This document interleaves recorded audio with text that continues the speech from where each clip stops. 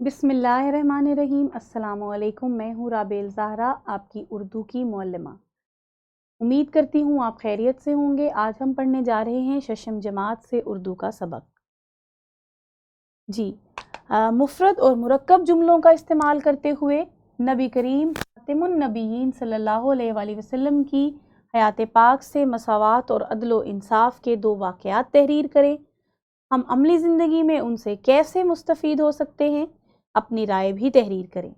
इसके लिए आप इस्लामियात की किताब और मौल्लिम और मौल्लिमा से भी मदद ले सकते हैं।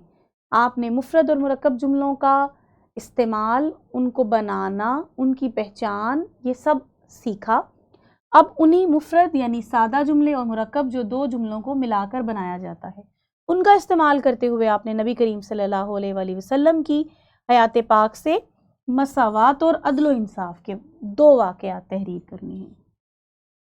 और जब आप मुफ़रद जुमले इस्तेमाल करें तो आप कोशिश करिए कि उसे ब्लू पेन यानी कि नीले रंग की रोशनाई से लिखिए, और जब मुरक्कब जुमला इस्तेमाल करें तो आप स्याह रोशनाई से लिखें, ताकि दोनों की अलहदा पहचान भी हो जाए।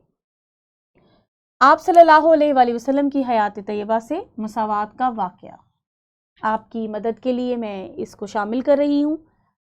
आप इसके अलावा भी कोई वाक़या शामिल कर सकते हैं। आप इस्लामियात की मौल्लिमा से भी मदद ले सकते हैं, इंटरनेट से भी मदद ले सकते हैं, अपनी किताब से और अपनी गुज़िश्ता किताबों से भी मदद ले सकते हैं।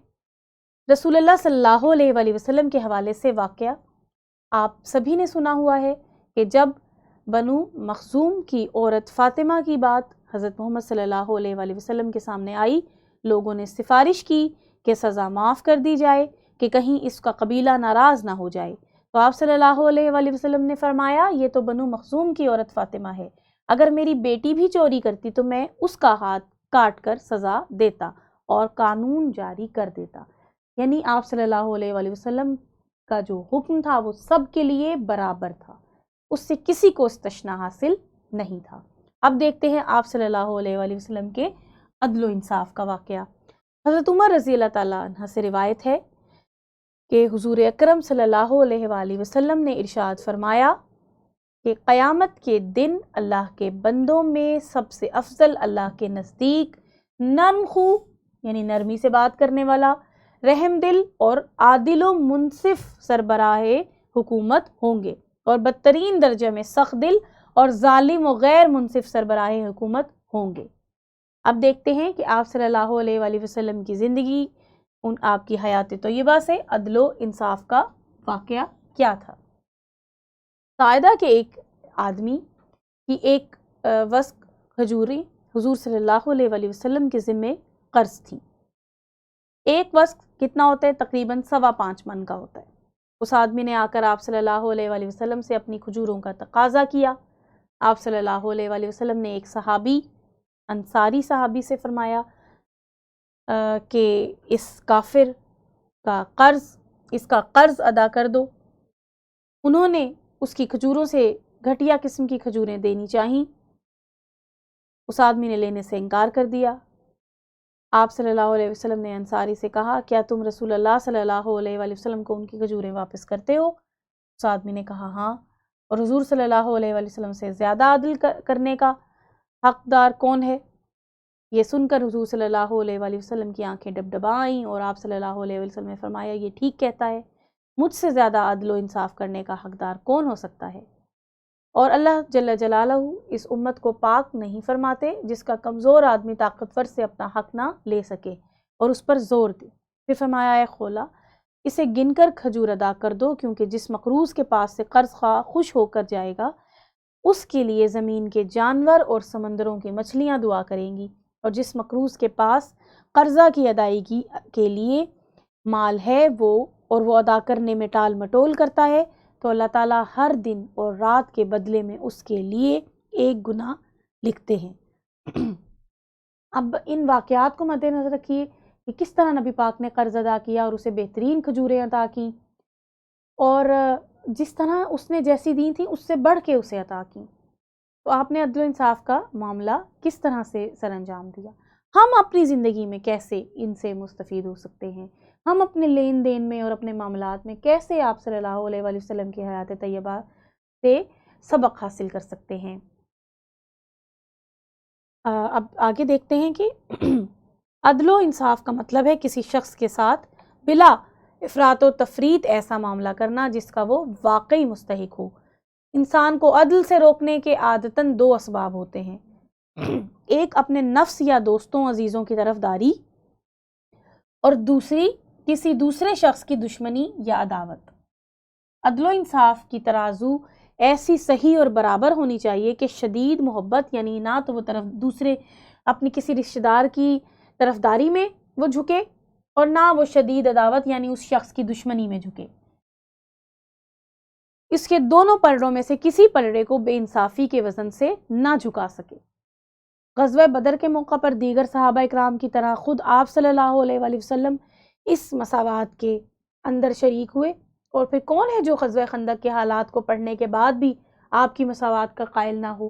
یعنی کس طرح آپ صلی اللہ علیہ وآلہ وسلم نے غزوہ خندق میں دیگر صحابہ کے ساتھ خندق کی کھدائی میں حصہ لیا، اور جتنا بوجھ دیگر صحابہ نے اٹھایا آپ نے بھی اتنا ہی بوجھ اٹھایا۔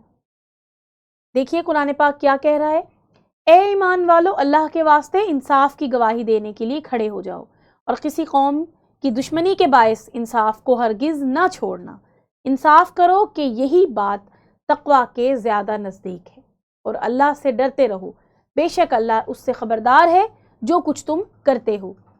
یعنی جب آپ گواہی دیں تو آپ نے یہ نہیں دیکھنا کہ آپ کسی مسلمان کے حق میں گواہی دیں، کسی غیر مسلم کے خلاف گواہی دیں، چاہے وہ ٹھیک ہو، آپ نے ٹھیک بات کی گواہی دینی ہے، چاہے اس میں غیر مسلم ٹھیک ہو یا مسلمان۔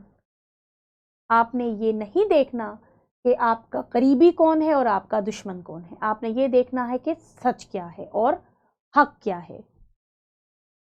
مساوات یہ نہیں کہ جاہل اور عالم یکساں ہیں، یا یہ کہ دانا اور بے وقوف یکساں ہیں۔ اگر ایسا ہو تو یہ انسانی تہذیب و تمدن کے قتل کرنے کے مترادف ہے۔ مساوات یعنی برابری کا مطلب یہ ہے کہ ایک ملک کے اندر رہنے والے، ایک سلطنت میں رہنے والے، ایک علاقے میں رہنے والے، ایک دین سے تعلق رکھنے والے معاشرتی طور پر، اخلاقی طور پر، قانونی طور پر یکساں حیثیت رکھتے ہیں۔ وہ حق جو امیر کو ملتا ہے وہی غریب کو بھی ملے، زندگی کے معاملات کا وہ حق جو ایک دولت مند کو ملتا ہے ایک غریب کو بھی وہی حق ملے۔ یعنی ایک مسلمان اگر وہ امیر ہے تو وہ آپ کی مجلس میں قریب بیٹھے، اور اگر وہ غریب ہے تو اسے ذرا دور بٹھایا جائے، یہ عدل و انصاف کے خلاف ہے۔ آگے بڑھتے ہیں کہ قرآن پاک ہمیں سورہ نحل میں اس کا کیا حکم دیتا ہے۔ بے شک اللہ انصاف کرنے کا اور بھلائی کرنے کا اور رشتہ داروں کو دینے کا حکم کرتا ہے، اور بے حیائی اور بری بات اور ظلم سے منع کرتا ہے، تمہیں سمجھاتا ہے تاکہ تم سمجھو۔ یہ کتنی گہری بات ہے کہ اللہ تعالیٰ ہمیں قرآن پاک میں انصاف کرنے کا اور بھلائی کرنے کا اور رشتہ داروں کو دینے کا حکم دیتا ہے۔ اگر اللہ نے آپ کو نوازا ہے اور آپ کا کوئی رشتہ دار غریب ہے تو آپ ہرگز ایسا نہ کریں کہ آپ کی دعوتوں میں وہ غریب رشتہ دار نظر نہ آئے، بلکہ آپ اسے اتنی ہی محبت سے اپنے ساتھ شامل کریں جتنی دوسرے رشتہ داروں کو آپ شامل کرتے ہیں۔